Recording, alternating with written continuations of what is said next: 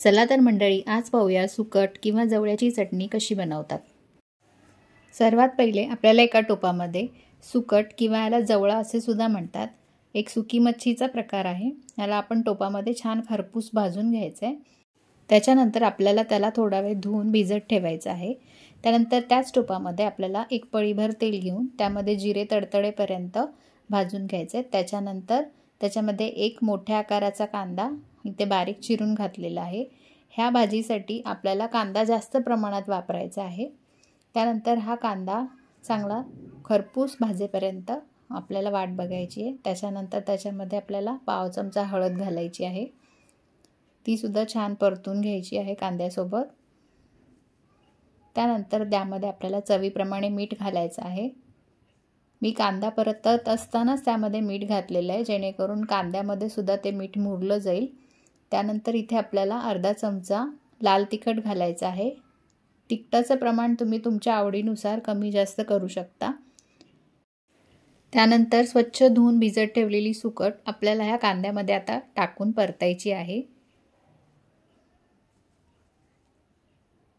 आता ही सुकट आपण कांद्यासोबत सर्व एकजीव करून छानपैकी परतून घेणार आहोत थोडा वेळ। त्यानंतर त्याच्यावर आपल्याला थोडीशी कोथिंबीर घालायची आहे। हे ऑप्शनल आहे, पण तुमच्या आवडीनुसार तुम्ही घालू शकता, मी घातलेली आहे। त्यानंतर मला इथे थोडीशी सुकट शिजवण्यासाठी थोडंसं पाणी घालायचं होतं आणि त्यासोबतच 2 कोकमचे तुकडे सुद्धा मी घातलेले आहेत। त्याच्याने भाजीला खूप छान चव येते। आता आपल्याला हे थोड्या वेळासाठी शिजवून घ्यायचं आहे। आता बघा, या इथे आपली सुकट अशा प्रकारे शिजलेली आहे। आपण आता त्यातलं पाणी सुद्धा बऱ्यापैकी आटवून घेतलेलं आहे आणि अशा प्रकारे आपली जवळ्याची चटणी किंवा सुकटची भाजी खाण्यासाठी तयार आहे।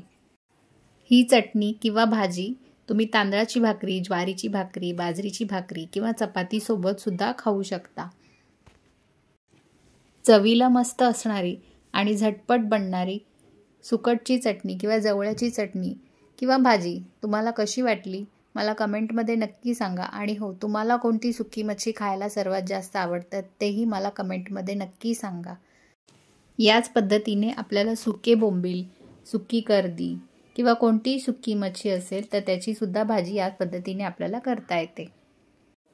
आजची रेसिपी तुम्हाला कशी वाटली मला कमेंटमध्ये नक्की सांगा आणि व्हिडिओ आवडला असेल तर लाईक, शेअर आणि चॅनलवर नवीन असाल तर सबस्क्राईब करायला विसरू नका। भेटूया आणखीन नवीन रेसिपीसह पुढच्या व्हिडिओमध्ये। तोपर्यंत सर्वांना बाय बाय।